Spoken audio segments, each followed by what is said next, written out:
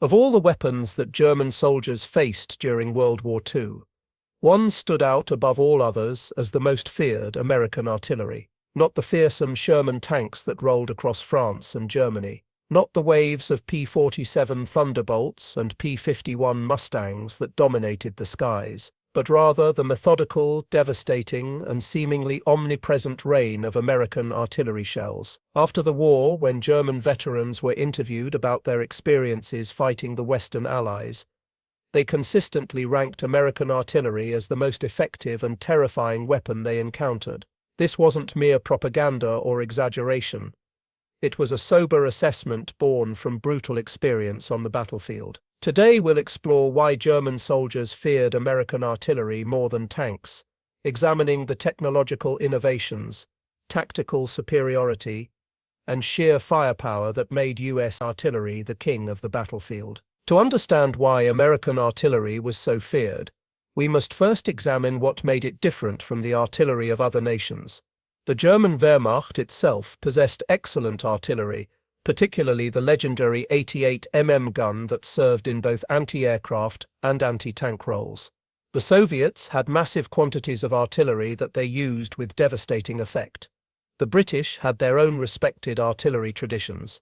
Yet American artillery stood apart, not necessarily because individual guns were superior, but because of how the entire artillery system was organized, coordinated, and employed. The United States Army had revolutionized artillery warfare through a combination of innovations that, when integrated together, created a weapons system far greater than the sum of its parts. The foundation of American artillery superiority rested on several key innovations developed and perfected during the war. The first, and perhaps most important, was the Fire Direction Center, or FDC. This was a revolutionary concept that centralized the control and coordination of artillery fires. Previous artillery systems relied on individual battery commanders making their own calculations and decisions about targets. The American FDC system pooled information from multiple sources, performed complex calculations using mechanical computers and firing tables, and could coordinate the fires of multiple batteries, battalions, or even entire divisions onto a single target within minutes. This meant that a forward observer calling for fire support might receive shells not just from one battery, but from dozens of guns spread across miles of front, all impacting the target simultaneously. The second major innovation was the proximity fuse, officially designated the VT fuse for variable time. This was one of the most closely guarded secrets of the war, considered nearly as important as the atomic bomb program. Traditional artillery shells either had to directly hit their target or use a timed fuse that would detonate at a predetermined moment after firing. Both methods were imprecise. The proximity fuse contained a miniature radar system that detected when the shell was near the ground or a target and automatically detonated it at the optimal height for maximum effectiveness. Against troops in the open or in foxholes, an airburst detonation was far more lethal than a ground impact. The Germans never developed comparable technology during the war, and German soldiers had no defense against it. When proximity-fused shells began arriving over their positions in late 1944, German troops reported that it seemed as if American artillery had suddenly become twice as deadly. The third critical element was the quality and training of American forward observers. These were the eyes of the artillery, officers and enlisted men who accompanied frontline infantry units and called in fire missions on enemy positions. American forward observers were extensively trained, equipped with excellent radios, and most importantly, they were part of a system that could respond to their calls for fire with remarkable speed. A well-trained American forward observer could have shells landing on a target within 3 to 5 minutes of spotting it, sometimes even faster in emergency situations. German artillery observers, by contrast, often had to contend with less reliable radios, more cumbersome procedures, and a system that simply couldn't respond as quickly or with as much firepower. American artillery was also distinguished by its standardization and interoperability. The US Army primarily employed 3 types of field artillery during the war: the 105 mm howitzer, the 155 mm howitzer, and the 155 mm long tom gun. The 105 mm was organic to infantry divisions, with each division containing several battalions of these versatile weapons. The 155 mm howitzer provided heavier punch and was found in course-level units, while the long tom offered even greater range for counter-battery work and deep strikes. This standardization meant that ammunition supply was simplified, crews could be trained consistently, and tactics could be refined across the entire army. The Germans, by contrast, used a bewildering array of artillery pieces, many captured from conquered nations, which complicated their logistics and training. The logistical advantage enjoyed by American artillery cannot be overstated. The United States possessed an industrial capacity that simply dwarfed that of Germany, especially after 1943, when Allied strategic bombing began to seriously impact German production. American artillery units never wanted for ammunition. Stories abound of American artillery batteries firing hundreds or even thousands of rounds in a single day, something German units could only dream of doing. German artillery batteries often had to carefully ration their limited ammunition supplies, firing only at the most critical targets. This meant that even when German artillery was technically available, it often couldn't be used to its full potential. American artillery, by contrast, could engage targets liberally, firing massive concentrations that obliterated enemy positions. Let's examine some specific examples of American artillery in action to understand its tactical impact.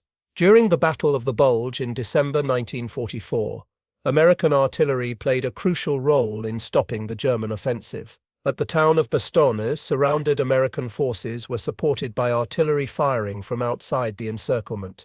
In one famous incident, the 969th Field Artillery Battalion fired over 10,000 rounds in a single day, supporting the defense of Bastogne. The Germans later reported that American artillery fire was so intense that their assault formations were simply shredded before they could close with American positions. One German officer captured during the battle told his interrogators that American artillery was unbelievably accurate and intense, and that his men were more afraid of it than of the cold weather or American tanks. The village of Mortain in Normandy provides another stark example. In August 1944, the Germans launched Operation Lüttich, a major counterattack aimed at cutting off the American breakout from Normandy. American intelligence detected the attack's preparation, and when the Germans advanced, they were met with devastating artillery fire. The U.S. 7th Corps artillery fired over 12,000 shells on the first day of the German attack alone. Combined with Allied air support, the artillery fire shattered the German counteroffensive. German after-action reports specifically cited the intensity and accuracy of American artillery as the primary reason for the attack's failure. One German regimental commander wrote that we could not move in daylight due to the enemy's observation and the incredible weight of his artillery fire. The psychological impact of American artillery on German soldiers was profound and cumulative. Unlike tank encounters, which were relatively rare for most infantry soldiers, artillery fire was a constant threat. A German soldier might go weeks without seeing an enemy tank, but he would be under threat of artillery fire every day he spent in the front lines. The sound of incoming shells, the earth-shaking explosions, the random and sudden nature of artillery strikes, all of these contributed to a grinding psychological attrition that wore down even veteran troops. German soldiers developed a deep respect, bordering on dread, for the American artillery's capabilities.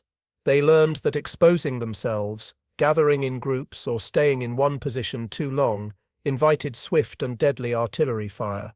German military documents and post-war interviews consistently highlight this fear. A report from the German 352nd Infantry Division in Normandy noted that the enemy's artillery is extraordinarily well supplied with ammunition and of surprising accuracy. Movements by day are almost impossible. Another report from a panzer division stated that the American artillery demonstrates a flexibility and speed of reaction that we have not experienced with other opponents. These weren't isolated opinions but reflected widespread sentiment among German forces. Some German commanders estimated that American artillery caused 60 to 70% of their casualties in certain sectors, a staggering proportion that exceeded losses from all other causes combined.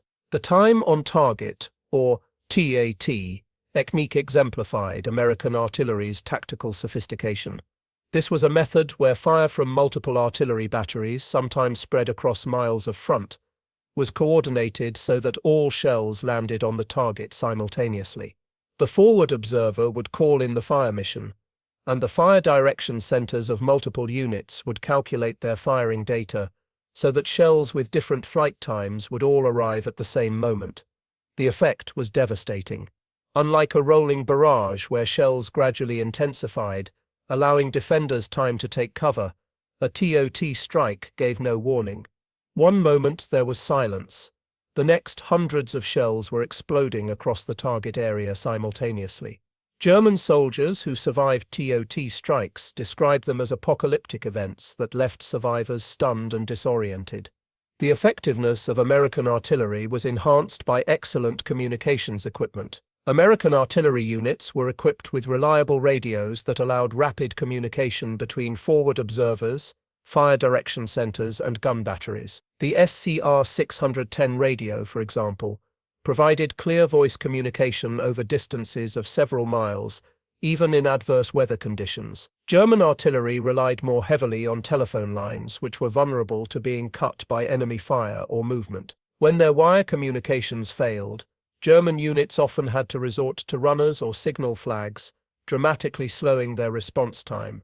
This technological advantage meant that American artillery could react to changing battlefield conditions much faster than their German counterparts. American doctrine also emphasized aggressive counter-battery fire, the practice of using artillery to destroy enemy artillery. U.S. artillery units employed sophisticated techniques for locating German guns, including sound ranging, flash spotting, and aerial observation. Once German batteries were located, they would be subjected to intense fire aimed at destroying the guns and killing the crews. The longer-ranged American guns, particularly the 155 Long Tom, were especially effective in counter-battery work, often outranging German artillery and hitting them from positions where they couldn't effectively return fire.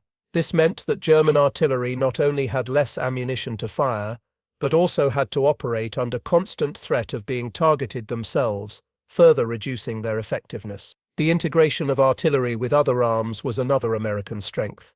Artillery fire was closely coordinated with infantry advances, tank movements, and air strikes. The combined arms concept, where different weapon systems supported each other, was thoroughly developed in American doctrine. When American infantry attacked, they could count on artillery support being immediately available. If they encountered resistance, a forward observer traveling with them could call in fire within minutes. If tanks were advancing, artillery would suppress anti-tank guns and German infantry. This seamless integration meant that German defenders faced not just one threat, but multiple synchronized threats that were difficult to counter effectively. Training was another factor that set American artillery apart. Artillery crews underwent extensive training in the United States before deployment, learning not just how to operate their guns, but how to work within the larger fire direction system. Forward observers received specialized training that emphasized quick decision-making and accurate target identification. The entire system was designed to minimize the time between target identification and shells landing. German artillery crews were often well-trained too, especially early in the war, but as casualties mounted and experienced crews were lost, replacement training became increasingly abbreviated. By 1944 to 45, many German artillery units contained partially trained personnel who couldn't match the proficiency of their American counterparts. Mobility was yet another advantage of American artillery. The standard U.S. artillery pieces were designed to be towed by trucks or, in the case of armored divisions, to be self-propelled. This gave them strategic and tactical mobility that German horse-drawn artillery simply couldn't match. While the German army relied heavily on horses to move artillery, over 2.7 million horses were used by Germany during the war. American artillery could rapidly reposition to support advancing troops or escape counter-battery fire. The M7 Priest, a self-propelled 105 howitzer mounted on a tank chassis, could keep pace with armored formations and provide immediate fire support. German horse-drawn artillery, by contrast, moved slowly and was vulnerable to air attack during movement. The comparison with tanks is instructive for understanding why German soldiers feared artillery more. Tanks were certainly dangerous and psychologically intimidating weapons. The Sherman tank, while not technically superior to late-war German tanks like the Panther or Tiger, was present in overwhelming numbers and well supported by other arms. However, tank encounters were situational. A German infantry soldier in a defensive position might rarely see enemy tanks, especially if his position was in difficult terrain or urban areas unsuitable for armor.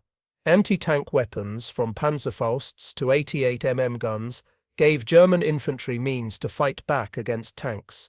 Many German soldiers developed confidence in their anti-tank capabilities, knowing they had weapons that could destroy even the heaviest Allied tanks. Artillery was different.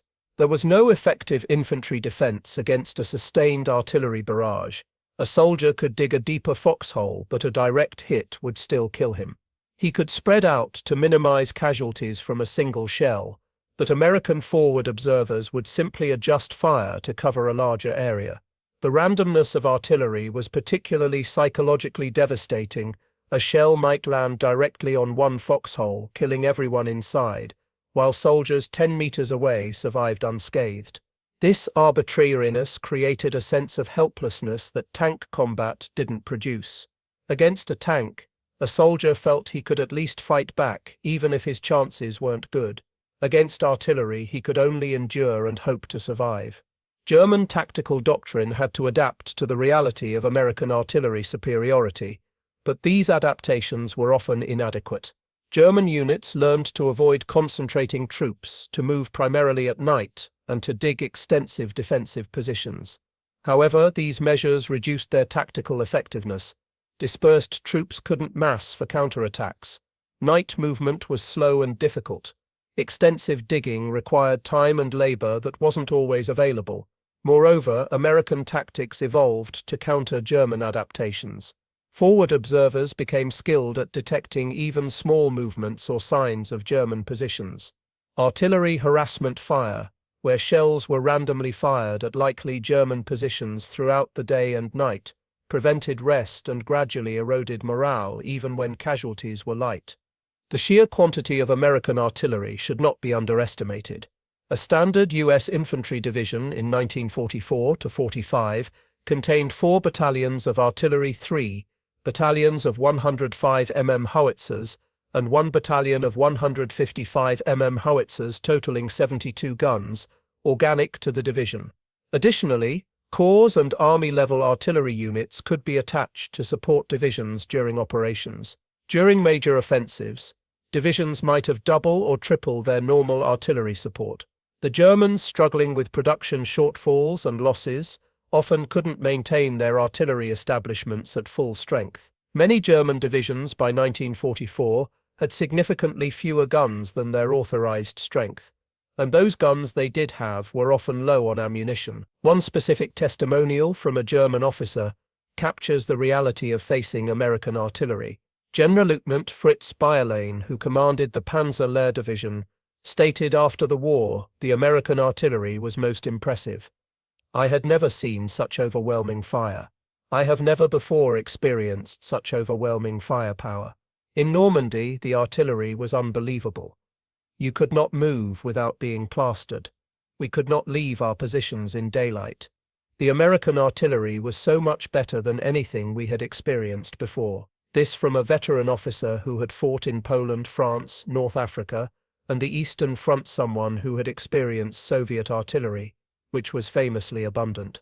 Yet he considered American artillery even more formidable. The industrial statistics support these qualitative assessments. The United States produced approximately 2.6 million tons of artillery ammunition during World War II, compared to Germany's production of approximately 1.4 million tons, despite starting the war with substantial stockpiles and producing ammunition for several more years than the United States. American industry produced over 100,000 artillery pieces of all types during the war, while Germany produced approximately 70,000. But raw numbers tell only part of the story. American guns received far more ammunition per gun than their German counterparts, meaning they could fire more frequently and sustain higher rates of fire.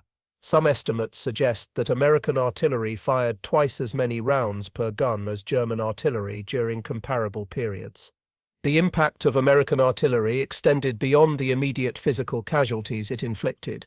The constant threat of artillery fire disrupted German logistics, command and control, and operational planning. Supply columns moving to the front risked being caught by artillery fire. Command posts had to be frequently relocated to avoid being targeted. Troop reliefs and repositioning had to be done under the cover of darkness. This constant pressure degraded the effectiveness of German units even when they weren't actively engaged in combat.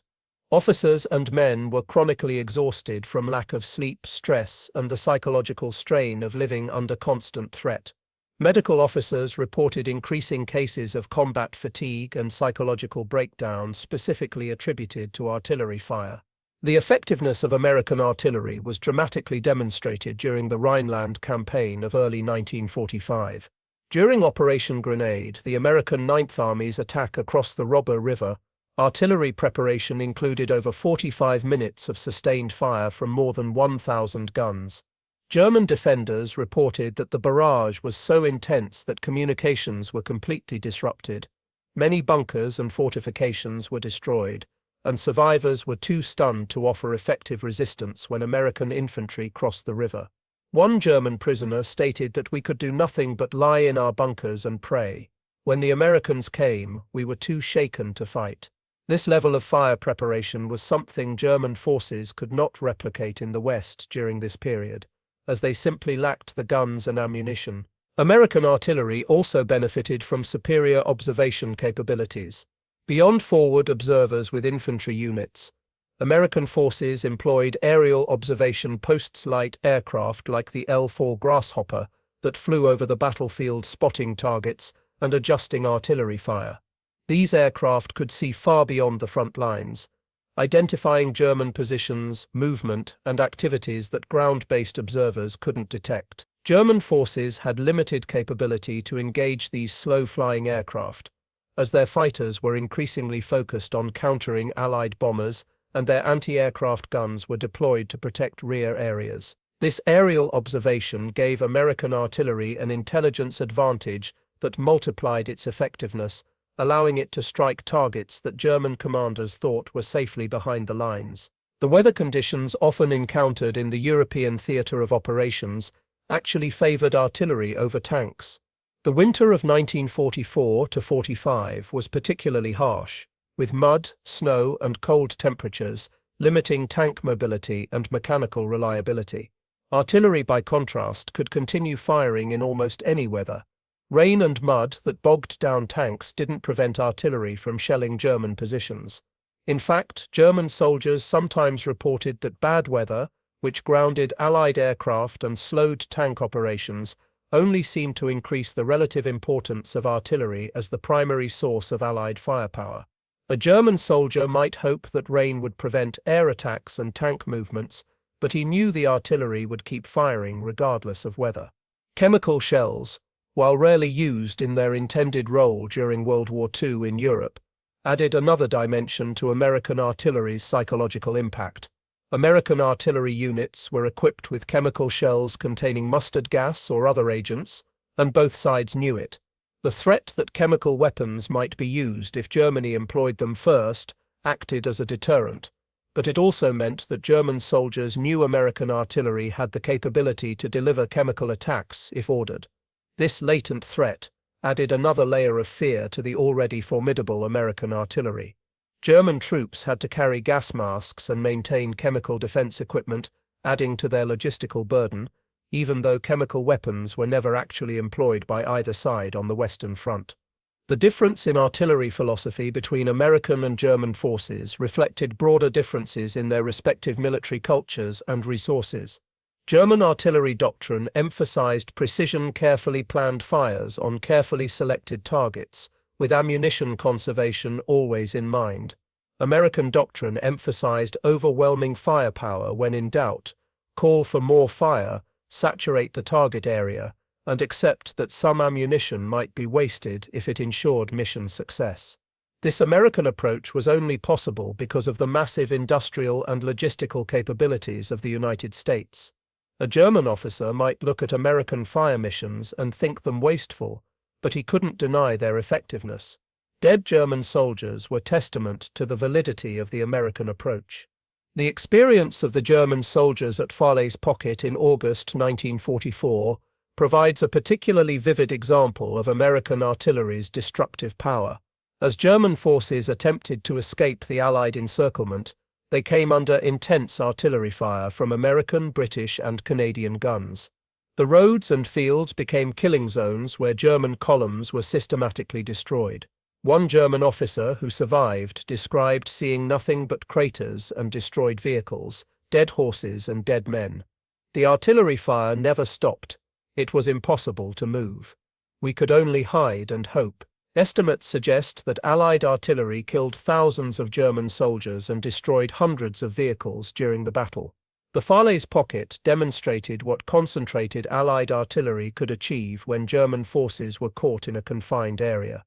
The hierarchical efficiency of the American artillery system also contributed to its effectiveness. Information flowed rapidly up and down the chain of command.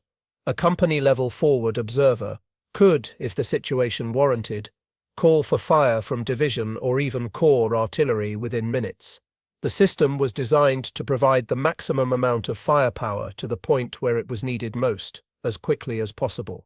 German artillery systems were more rigid, with requests for fire support having to go through more levels of approval and coordination. This meant that even when German artillery was available and had ammunition, it often couldn't respond as quickly or flexibly as American artillery to changing battlefield situations.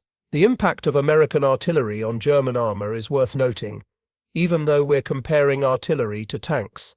While artillery shells generally couldn't destroy heavy tanks with direct hits, though they certainly could and did damage or disable tanks, artillery was extremely effective at killing tank crews outside their vehicles, destroying soft-skinned support vehicles, disrupting tank formations, and preventing German armor from effectively massing for counterattacks. A proximity-fused shell bursting over a tank could kill or wound crew members who were outside the vehicle, a common situation during maintenance or refueling. Artillery fire could also damage tank optics, radios, and external equipment, degrading the tank's combat effectiveness even if the armor remained intact. Thus, artillery both complemented American tank forces and substituted for them in many situations. Personal accounts from German soldiers consistently reinforce the statistical and tactical evidence. A German paratrooper who fought at the Battle of the Bulge later wrote, "The American artillery was the worst. You could hide from their tanks in the woods or behind buildings. You could shoot down their planes if you were lucky, but the artillery found you everywhere. It never stopped. You couldn't see it. You couldn't shoot back at it. You could only dig and pray." Another German veteran recalled, "We called it the Iron Rain. Once the Americans knew where you were, the shells began falling. First one or two, then dozens, then hundreds. The ground shook constantly. Men went mad from it. I feared the artillery more than anything else, more than their tanks, more than their planes, more than their infantry." The effect of American artillery on German casualties varied by theater and period, but some estimates from specific battles are illuminating. During the Battle of Hürtgen Forest, American artillery is estimated to have caused 50 to 60% of German casualties. In the Ardennes during the Battle of the Bulge, some German units reported that artillery caused 70% or more of their casualties, even accounting for possible exaggeration or misidentification of the cause of casualties. These figures suggest that artillery was the primary killer on the battlefield, more deadly than small arms, tanks, or air attack. For comparison, in most battles, small arms fire typically caused the plurality of casualties. American artillery reversed this pattern through sheer volume and effectiveness. The legacy of American artillery's performance in World War II influenced post-war military development. The lessons learned about fire direction, combined arms coordination, and the integration of new technologies like the proximity fuse became foundational to modern artillery doctrine. The Soviet Union, which captured German documentation and interrogated German prisoners extensively about American methods, incorporated many American artillery techniques into their own doctrine. NATO standardized many procedures based on American practices. The American artillery system of World War II is often considered the template for modern artillery organization and employment, a testament to how effective it proved in combat. It's important to note that American artillery superiority wasn't absolute or perfect. German forces did find ways to mitigate its effects through tactics and fortifications. German casualties from artillery, while severe, weren't uniformly catastrophic. Many German units fought effectively despite constant artillery harassment. However, the key point is that German soldiers had to constantly account for and adapt to American artillery in ways they didn't have to for American tanks. Every movement, every position, every plan had to factor in the threat of artillery fire. This constant pressure shaped German tactics and operations in fundamental ways. The contrast with the Eastern Front is instructive. German soldiers who had fought against the Soviets and then were transferred west often noted differences in how artillery was employed. Soviet artillery was available in massive quantities and was used in enormous preparatory barrages before major offensives. But Soviet artillery was generally less accurate and less responsive than American artillery. Soviet fire was concentrated in time and space, devastating during a major attack, but less of a constant presence at other times. American artillery, by contrast, was both massively powerful during major operations and constantly active during quiet periods. There was never a time when German soldiers facing the Americans could feel truly safe from artillery fire. The financial cost of the American artillery system was enormous, but from a military effectiveness standpoint, it was worth every dollar. Artillery ammunition was relatively cheap compared to tanks or aircraft, and the return on investment in terms of casualties inflicted and tactical advantage gained was exceptional. A single artillery battalion could influence battle across an area of several square kilometers, something that would require far more expensive tank or infantry forces to achieve. The American approach of supplying abundant artillery ammunition and training crews to use it aggressively was vindicated by the results. German commanders after the war acknowledged that they simply couldn't match American artillery, not because their guns were inferior, but because they lacked the systematic advantages that made American artillery so effective. In conclusion, German soldiers feared American artillery more than tanks because artillery was omnipresent, inescapable, and overwhelmingly effective in ways that tanks simply weren't. While tanks were tactically important and psychologically imposing, they operated in specific areas under specific conditions and could be countered with infantry anti-tank weapons. Artillery, by contrast, could strike anywhere at any time with devastating power and accuracy. The American artillery system combined technological innovations like the proximity fuse and fire direction center with overwhelming logistical support, superior training, and aggressive doctrine to create a weapon that German forces had no effective answer for. The psychological impact of constant artillery harassment, combined with the massive casualties it inflicted, made American artillery the most feared weapon of the war in the eyes of those who faced it. The statistics, the testimonials, and the tactical realities all point to the same conclusion. American artillery was the true king of the World War II battlefield, more decisive than the tanks that often receive more attention in popular histories of the war. Thanks for watching. Please subscribe and share, and let us know in the comments what other aspects of World War II military history you'd like us to explore.